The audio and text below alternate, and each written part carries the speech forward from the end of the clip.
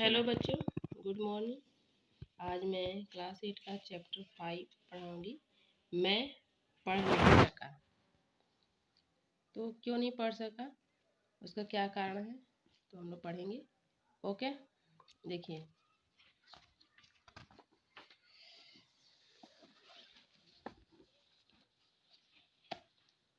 Sanjay iron works का board जिस दुकान के ऊपर लगा है उसका मालिक कोई 30 वर्षीय युवक संजय है। इस दुकान में लोहे के दरवाजे, जालियां आदि तमाम लोहे का काम होता है। रोज की तरह उस दिन भी संजय ने दुकान खोली। उसके कारीगर आ गए थे। दिन का काम शुरू करने की तैयारी हो रही थी।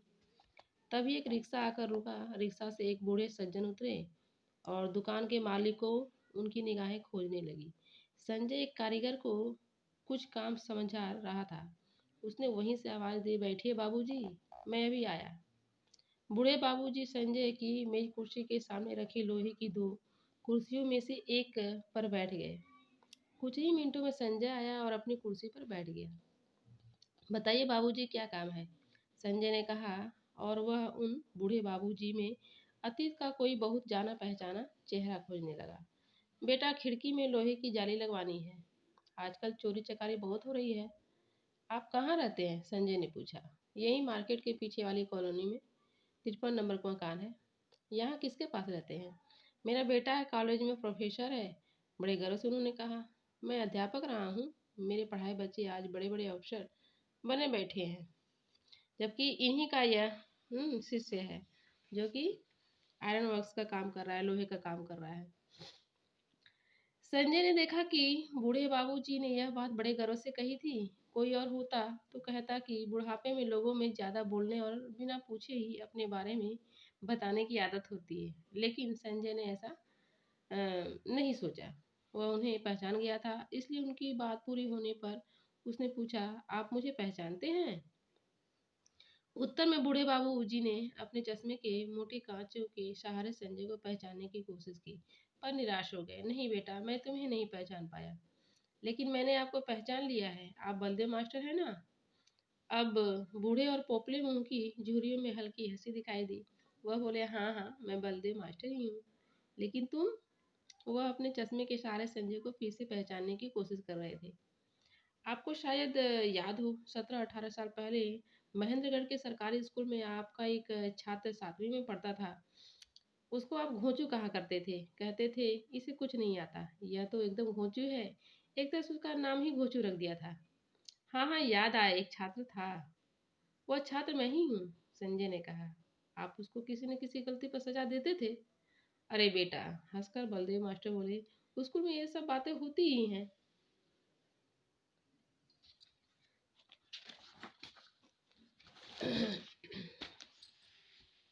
नहीं, एक दिन ऐसा कुछ हुआ जिसने मेरी जिंदगी की राह बदल दी।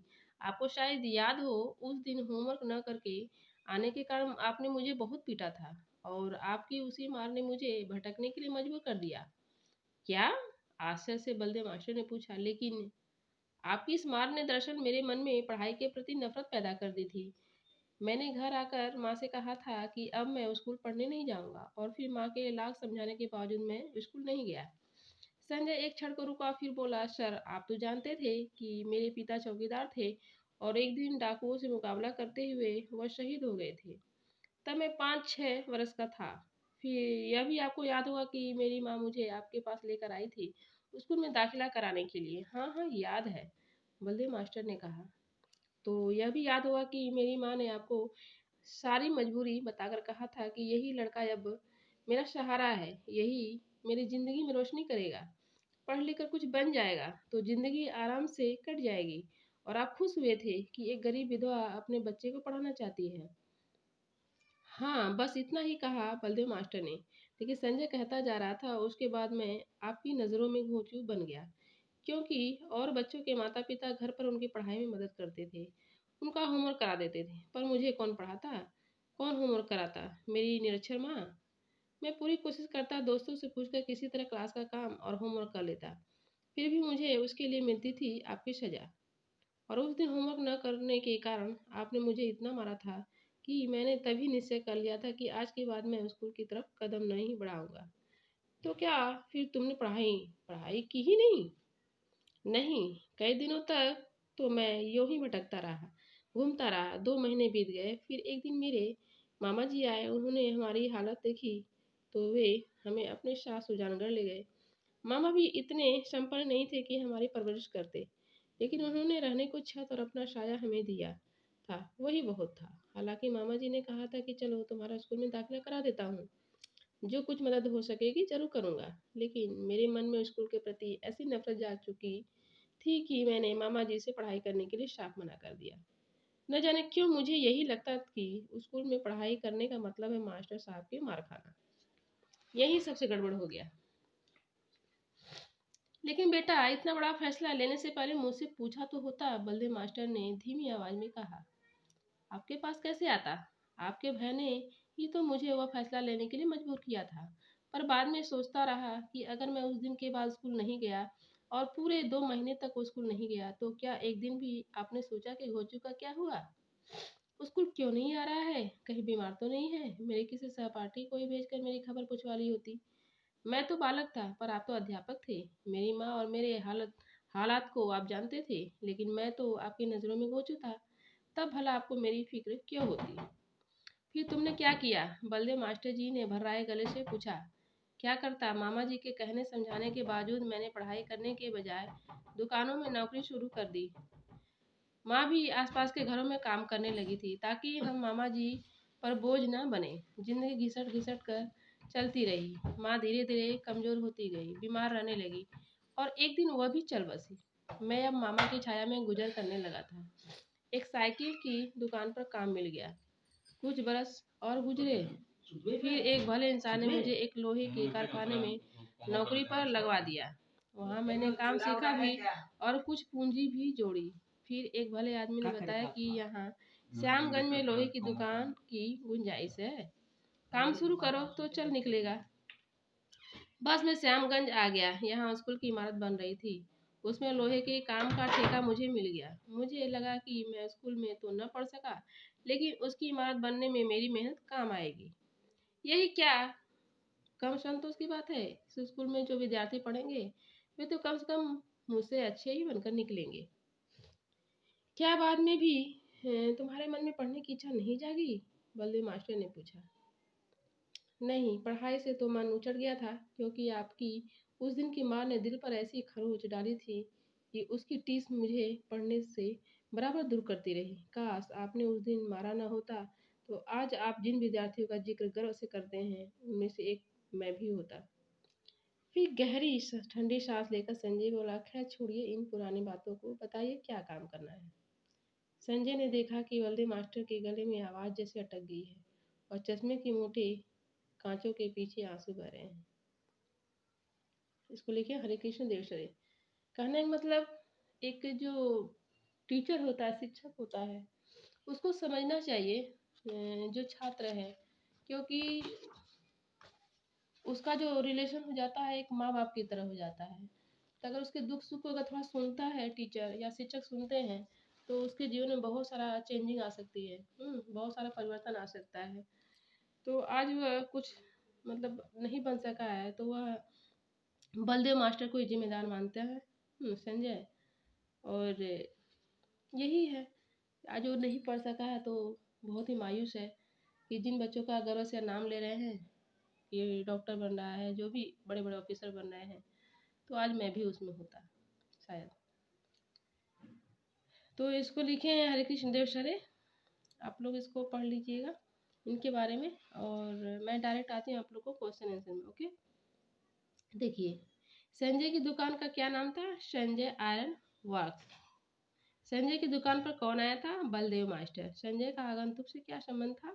गुरु शिष्य। अब इस पर टिक लगाना है। संजय बूढ़े बाबूजी को पहचान गया था, क्योंकि उनका बेटा कॉलेज में प्रोफेसर था। क्या सही होगा? 17 साल पहले वे संजय के अध्यापक थे। देखिए दूसरा वाला, संजय ने स्कूल जाना बंद कर दिया क्योंकि उसके अध्यापक ने उसकी पिटाई की थी। अब देखिए, टू नंबर में निम्नलिखित वाक्य को पढ़कर दिए गए प्रश्नों के उत्तर दीजिए। एक दिन ऐसा कुछ हुआ जिसने मेरी ज़िंदगी की राह बदल दी। यह कौन कह रहा है? संजय। श्रोता कौन है? सुनने वाला। श्रोता मतलब सुनने वाला। सुनने वाला कौन है? मास्टर जी, बलदेव मास्टर जी। तथा वहाँ क्यों आया है? जाली लगवाने के लिए आए हैं मास्टर जी। उस दिन ऐसा क्या हुआ था कि वक्ता के जीवन की राह बदल गई? पढ़ाई छोड़ दी क्योंकि मास्टर जी ने उसको बहुत पीटा था। इसलिए उसके दिल पर बहुत बड़ी चोट लग गई कि मतलब पढ़ाई के लिए मार खाना पड़ेगा। और फिर उसको वो रिस्पेक्ट नहीं मिलता था जो मिलना चाहिए था। उसको भोजू नाम भी दे दिया गया था। सो मतलब एक इंसल्ट फीलिंग होना भी थोड़ा, ये भी थोड़ा कारण था उसके टर्निंग पॉइंट में, लाइफ का जो टर्निंग पॉइंट था। वक्ता के जीवन में उस घटना से क्या परिवर्तन आया? परिवर्तन यह कि वह भटकने लगा, उसकी राह बदल गई। पढ़ाई लिखाई छोड़कर वह काम धंधा में लग गया।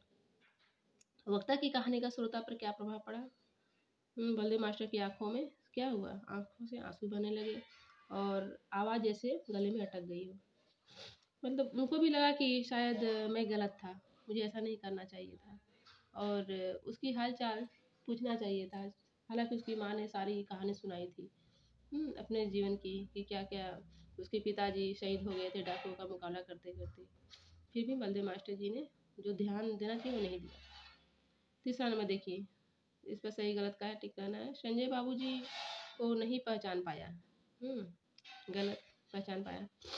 बाबूजी संजय को देखते ही पहचान गए। गलत। नहीं। संजय को सब हो चुका कर बुलाते थे। सही। संजय ने 7वीं कक्षा पास नहीं की। सही। संजय का लकड़ी का कारखाना था। गलत।